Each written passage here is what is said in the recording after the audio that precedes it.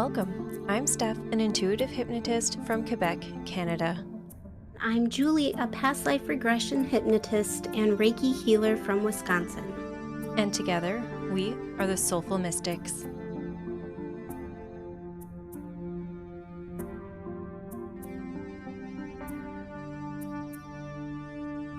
In this episode, we get together with Mira to discuss our double past life regression session. And if you haven't listened to that one yet, it's episode 14 and truly a must listen to.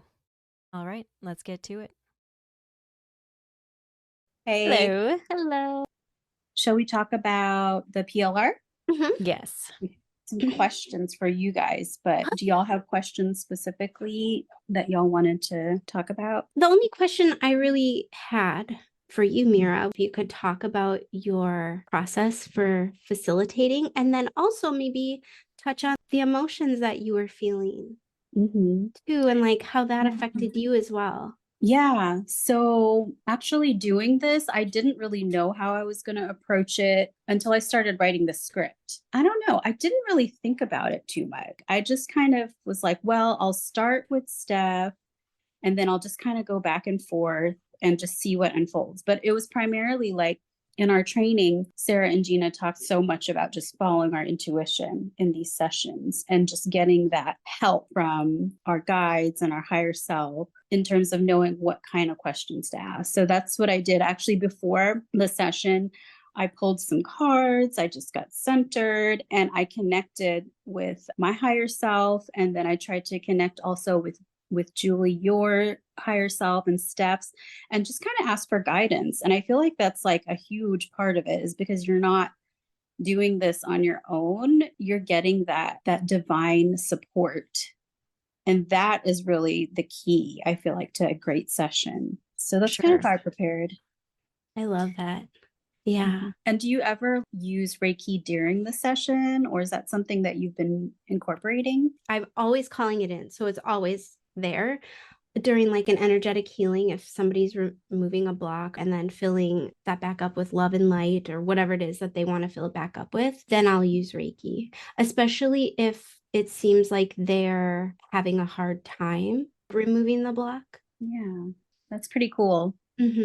What about you, Steph? What I feel happens naturally is that I connect the dots. So as I'm doing a session, I'll connect dots and I'll write anything that comes to mind. So it's almost like an intuitive reading that I do with it. And I do ask my guides for help with the healing and intuitive questions. I do light a candle. Sometimes I do sage, and I'll say their first name and ask to call in their guides or higher selves. Yeah. From this session, the question that really hit home for me was asking what my favorite thing to cook was, or what I wanted to learn, because I didn't know what a pheasant was. Me, as Steph, didn't know what that was. We don't have those here, not that I know of anyway. But when I was editing the recording, I heard myself say that and I looked it up, and it was exactly what I had in my mind. So That's so cool. Asking those little questions that don't feel like has a huge impact actually has the most impact. Yeah. For me, it was the weather. And I don't know if you guys remember this, but Steph, you were saying you couldn't really see outside, but you described what you felt the weather was like. Yeah. And I was outside at that point in the PLR. And so I knew what the weather felt like. And it was exactly how you described. That validated for me that we were having the same experience, but different. And the other thing too, so Mira, your induction and picking the tree, that was wild to me. I loved that so much because my trees were so different. Like I had a very magical tree and very whimsical. And then I had a weeping willow, which I absolutely love those trees. And then I had like a very dark, mysterious tree. And I was like, that's my tree. You took us through the door, and my door was very old wooden door, and it had Celtic carvings on it. And then I went through the door and I was walking down this path, and that's where I started because when I entered that past life, I was outside and I was on my way to see Steph. And she used the word clan. And I put two and two together and I was like, well, holy shit. This is just like another validation that before we actually knew it, or Hmm. like before each other knew it, we were Hmm. having the same experience. So that was wild to me too. Yeah, that's really cool. Before doing this, did y'all think, oh, are we going to experience the same thing? Or is it going to be different lives that come up for us? Like, how So did y'all, were y'all thinking it would happen? Julie was so stressed out. I I was wasn't. scared. Yeah, I I was think like, I'm gonna screw this up. Oh God. I know it is like pressure sometimes. You're like, what am I gonna Yeah, see? Is it I gonna make any know. It's sense? so funny because like Steph has so many great ideas. Oh, yeah, we're gonna do this, we're gonna do that. And then I'm like, oh God, I don't know if I'll be able to. And then it happened so beautifully and so organically. It was just, I think the most amazing thing to me was we lived so completely like the lives in that past life were so completely different. We were different class level. I mean, like everything was different. And it just came together in such a beautiful way. I'm still in awe over and that. it came Yeah. together in a way that kind of resonated with how we feel individually in this life, which I thought was really cool. Yeah. And also, I'm a dreamer more than a realist. So I feel like that might be why I wasn't as stressed, but also the first real past life regression that I did as practicing before we ever took the hypnotic arts course was with two really close friends, and their experience made me a believer in this soul connection and how we can experience these past life regressions with people and share it in some way. So, in that first past life regression that I did, the double past life regression with Gina and Bianca, they experienced two separate lives, but in the same time. But we didn't know that during. So, Wow. one of them had four children and they ended up being sisters, but we didn't know it during the time. And she just kind of left and left those four kids to her sister. And so the sister was feeling super overwhelmed and had these four kids that weren't hers. And it just kind of played together in the end that they were having the same experience, but in two different perspectives and two different lives. And that's what I was expecting, but that's not at all what we got. We Wow. got this intense storyline. And when we shared something, it was like back and forth. It felt, when you Mm-hmm. were sharing, Julie, I felt the emotions and I heard it in Mira's voice too, that she felt it too. And it was just really an awakening experience to hear the emotion behind what you were saying, even though, Julie, you declare yourself more as like a matter of fact Mm-hmm. kind of client. And that's another question that I have for you, Mira, is how did you manage to work with two completely different clients? Because I am a feeler. I'm super emotional. I was crying in the induction. Okay. Like I was crying from beginning to end, just the whole time. And Julie's more of a matter of fact, logical. So I how have did it no feel? emotion ever. But I felt your Um, emotion. it was actually complimentary for me because Steph, you were kind of, I was also, I feel like I was getting information from you about some of the emotional flavor of what was going on. And I'm very emotional as well. So I could sort of almost pick up and feel some of that the heavier emotions, especially.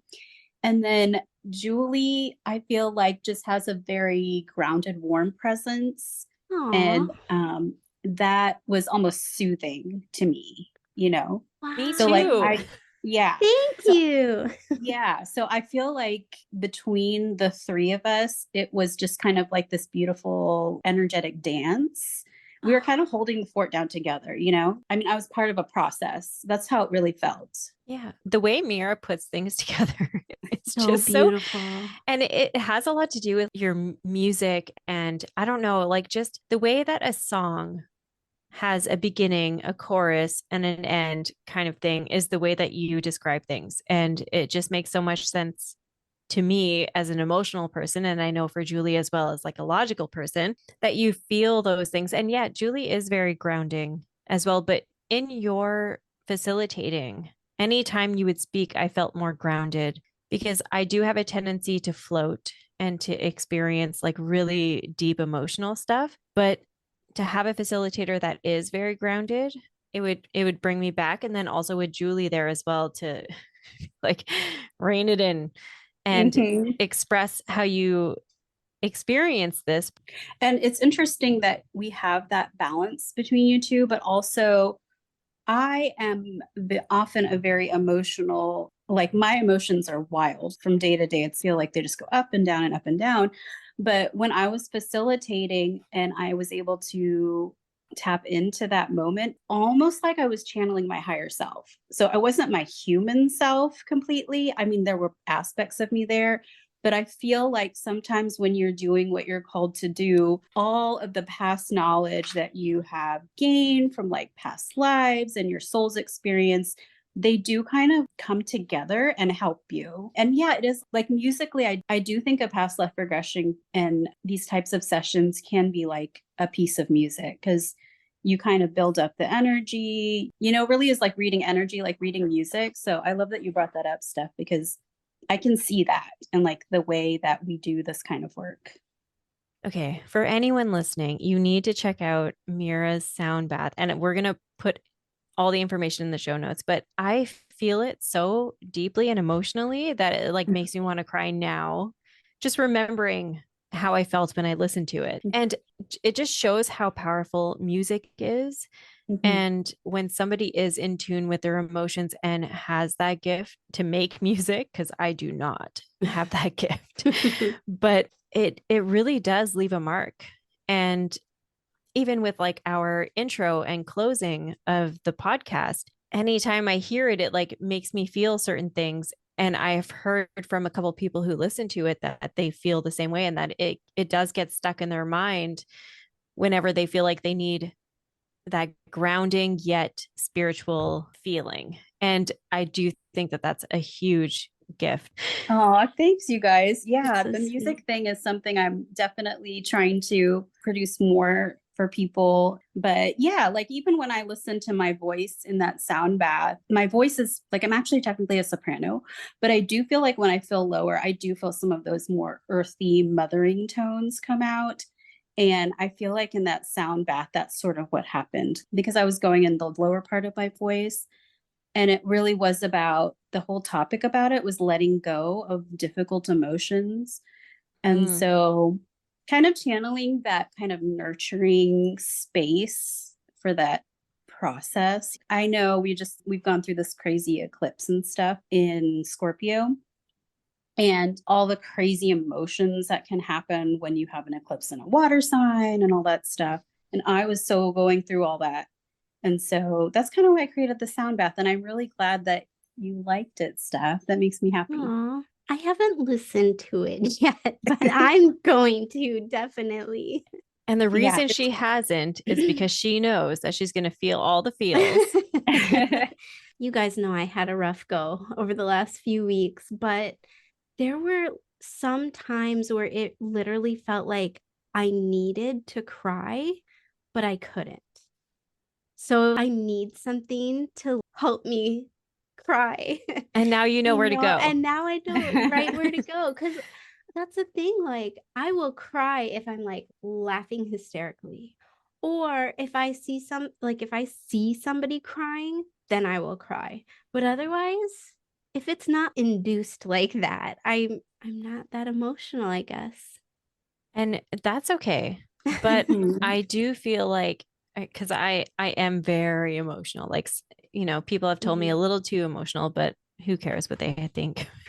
I love that sound and music can give you that emotion to release things that are stuck within you and you don't even know what you're releasing, you're just releasing. And I do feel like it ties back to what we did here because a lot of this had to do with a lot of the stuff that I've been dealing with the eclipse season and also, I don't know, the last few weeks of feeling like I needed to release a lot of the trauma that we deal with as women. And I did feel that a lot with the sound bath. And it makes sense, that it's the motherly energy of healing and soothing and grounding and knowing that it's a beautiful thing to be a woman and we don't have to shy away from it. We don't have to be afraid of it. But today we are afraid of it because of a lot of the things that we went through in the past lives and in the past as young girls. But this life especially, I felt like I was sold at a young age in this life to a man that was a lot older, and just I can't comprehend it in my mind as Stephanie. But Julie suggested I watch the show. What was that show again? Bridgerton. Yes. So I was watching that show Bridgerton. It was the Queen Charlotte version, that new series. And I think it was Lady Danbury who said she was his by the age of 3. Like she didn't have any choice. She lived for him. She had to learn all of his favorite things, so she never got to explore her own interests and things like that. And as I was watching that show, I was like, oh my God, this was Steph in that past life. Yeah. And one of the things that I journaled about it afterwards, and one of the things that kept coming up was my body today. Right. And we've all talked about this. I do believe that I gained weight for a reason. And I do believe that it is a lesson of some kind for myself and also the people around me. But this felt super powerful because the man that I was meant to marry in that life had watchers. That's the only word that keeps coming to mind. So there was these people watching me from a very young age, from the day that it was decided I would be his wife, making sure that I wouldn't eat too much or eat certain things. They were very controlled and observing everything that I did. And that made me feel really constricted and overwhelmed. And at one point, when I started developing curves as a woman, because that happens, it's biology, I think that's the word for it. The cooks would give me bread and give me extra things when the watchers weren't there because they felt my body needed it. But it's almost like he wanted a really, really skinny, young looking thing.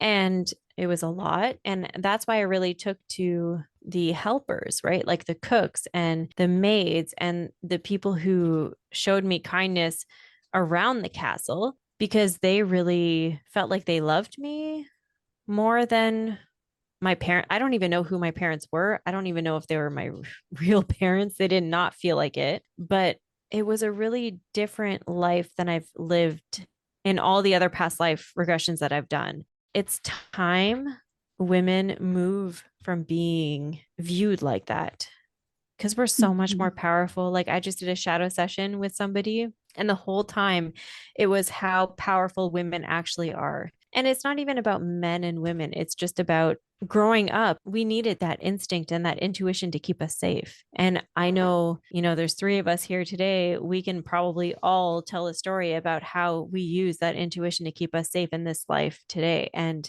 it's a really beautiful thing, but it's also a gift that we have that we could use to move forward as women in general. And it was such a powerful session that I don't even know what to talk about, and maybe we'll do a part 2. I don't know. So powerful though. Let's talk about that sword. I could see it like sticking through me, and I could see Steph and a bunch of beings all together all at once pulling it right out. It was something. Yeah. I could see it and feel it, how it entered my kidney and came out my hip. Yeah. And I don't know if you wanted to talk about how you felt afterwards, but I think it's really important to talk about it because what we did and what Mira facilitated was extremely healing. Oh, yeah. Your healing process was very physical. So I don't know if you wanted to talk about that a bit. Yeah. So that was the night I got extremely sick. try not to give away too many gory details, but I have never been that sick in my entire life. I also never felt like a sickness was a spiritual experience. And the whole time I was going through this, I knew that it was. And that sounds a little crazy to say, but I released so much. And I felt like it was that session that really helped me just release everything. Like I released so much, and it was a lot. It was more than just the physical. I mean, it was the emotional release, just energy that I didn't need to carry anymore. Just it was everything that no longer served me. I released it all. It was very intense. Yeah. It was a 5-hour process. And the whole time I also felt so much energy around me. Like I knew my guides were with me. The energy was so intense. And the whole time I kept feeling like I was being lifted out of my body, which that is a really intense and scary thing too, when you're conscious enough to feel it and know what is happening. I thought for sure I was going to die. It was so scary, and I was the whole time pleading with my guides to let me stay in my body. Like I was fighting to stay in my body. It was like nothing I've ever experienced before. It was wild. But the whole time, I also knew that I needed to let it happen. Yeah. And then I had a spirit guide session the other day. I was doing a swap with one of the trainees in the current hypnotic arts class. And I asked about that, like what's been going on with my health lately, because I've just had like a number of different weird random symptoms. And what came was that my body was going through a recalibration, almost like an upgrade kind of a deal. And I think now that I'm on the other end of it, I can see it now. But when I was in it, I thought this was it. I thought this was the end. It was so intense. Isn't that So how many like questions I have right now. okay, Please ask away. send them, Mira. Okay, so first of all, were you alone during this? Did you feel like you needed to be alone? Were you with your Oh. family? Like, how did what were they like? What's going on? My husband works some odd hours and goes to bed very early. And so this started around 6:30 and lasted until about 11:30. And so he was already in bed. My son was not in bed, so he was really worried. Like I know I scared him, but I did feel very alone, especially when you truly believe that you are dying, because that was so real to me. I had this feeling like if I allowed my spirit or whatever to leave my body, the fear was that it wasn't going to come back. And that's why I believed I was dying. And there was like a point during that night where I was getting like really sad because I didn't want my son to find me like that. I didn't want my husband to find me like that. And so that made me very sad. But I also felt so helpless, like there was nothing I could do. I just had to let it take its course or run its course. And then after it was over, what did you feel? So like once it started, did it kind of just suddenly stop, or was it more like it started getting better gradually? Like how did that happen? It just stopped. Like it just stopped, just like it just started out of nowhere. Wow. Yeah. And then did you feel like this sense of relief, or what did you feel? Exhaustion. I was completely exhausted, but I did feel, I want to say lighter, but obviously I felt lighter, but I felt like I needed that. Whatever had just happened, I just felt like I needed it. I don't know. So And weird. she moved forward so much in her career. After that, she officially has an office. I do. Yeah. Yay! I'm so glad. That's Thank awesome. you. It'll be Well, I'll be officially starting in the office June 1st. It needs a little bit of work, a little TLC right now, but But we'll I get it there. I feel like this release that you did, it just took off so much of this Yeah. self-doubt and all that gunk that was within you. And I do feel like I did a little bit of a purge as well, but for me it was more of an emotional purge. Yeah. And I think we all have these things that are happening within our bodies that we might not understand, but they're so necessary in order to move to the next level and to evolve. And unfortunately, Julie felt like she was going to pass, I was convinced. but Like she I didn't. came to terms with it. I have to say though, after it was over and done with, I had this knowing that that was another awakening in Mhm. itself. So I felt that energy before, like I was surrounded by my guides. I felt that only while I was under hypnosis. Never when I was conscious, wide awake, and I've never felt it in that sense.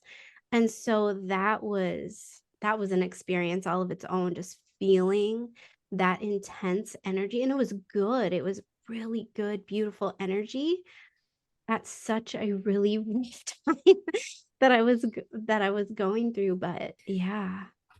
And I think as three souls who are very connected, it worked out really Mhm. well. Yeah. But also from three people who have been through the hypnosis stages, it helped a little bit to know what to expect. Yeah. But it's also very healing for the facilitator. Yeah. Yes. I think, one of the first things we learned was that we're going to get exactly what we need from these Hmm. sessions. So just because you and I went through a session together, we each got what we needed, even if that was different. Mhm. And it was so different. Steph, can you talk about the little gifts and your email to Mira behind my back? Yeah, I I did email Mira behind Julie's back because it's going to be Julie's birthday. I thought it would take a lot longer for Canada to ship to the US, but no, it didn't. And I have been planning this gift since January. And I'm not a gift giver. I'm not a gift receiver. Do not ever send me a gift because I will hate every moment of it. I don't know why. Max and I, my partner, don't exchange gifts. My whole life, my birthday is very close to my younger brother's birthday. So I would force him, even though he didn't want to share the birthday with me so that the attention wasn't on me. And I felt this need to send Julie a gift. So I had this box and I was just putting stuff into the box. And then I felt like it wasn't enough. It was never enough. Okay. I was that person who put two birthday cards into the box and it was so stuffed that I was like, okay, I can't fit anything more. I'm just going to send it and see what happens. But I'm also not a gift giver. That's not one of my love languages at all. It actually makes me uncomfortable to give gifts.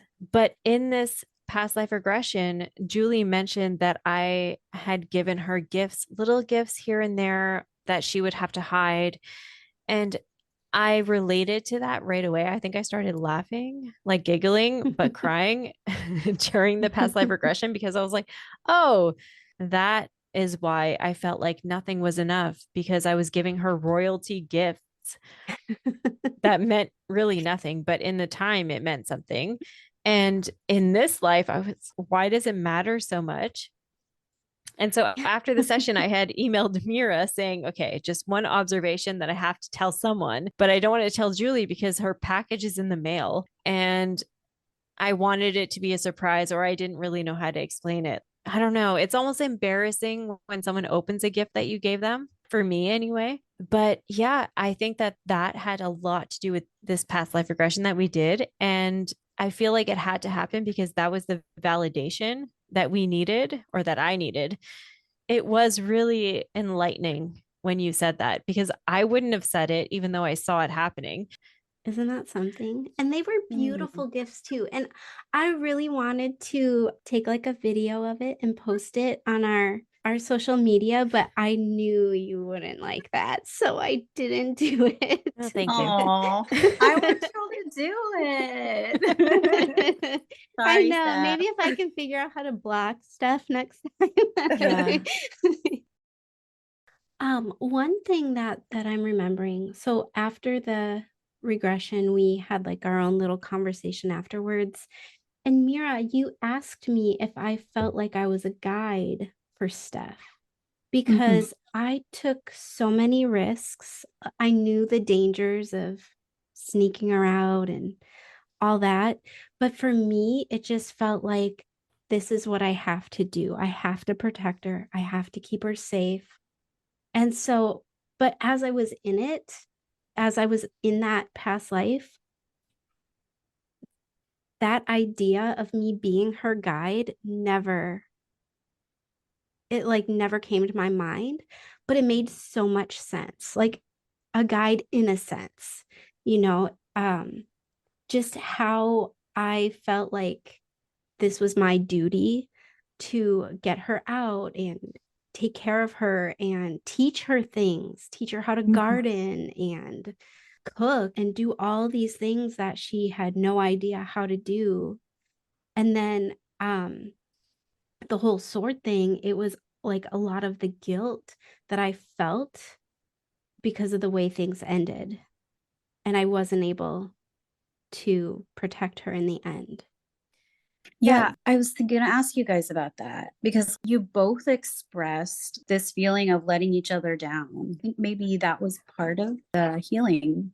Yeah, and I never took it like that. And this is maybe where me being a guide to her makes sense to me because I never once saw it as her letting me down in any sense of the imagination. Never thought that way either.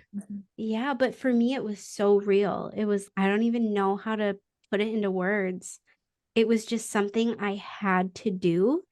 And very matter of fact about it, I knew what the outcome would be if we were caught. I knew exactly what would happen. And I did it anyway because I just felt like that was the right thing to do. And I need to be there for her and do everything I can for her. And the immense amount of guilt I felt in the end was real too. Yeah. And the way that I felt was you didn't let me down. You actually showed me life. I believe that now. Yeah. And, it sucked that everyone died because they were trying to save me. Mm-hmm. But the life that I was shown was worth the things that I went through in the end. And I felt through the souls when we all left together that it was worth it for everyone else there because it was the right thing to do. It felt like the right thing to do for everyone. And it was a really beautiful, like, coming together. Your role was to guide and to protect. Yeah. And sometimes I think too, like the whole word guide, we almost think of it like they know so much more than I do. They know everything that I don't know, but actually it's just a different role. Absolutely. Yeah, I agree with that. And that's it for today's episode. Until next time, stay curious.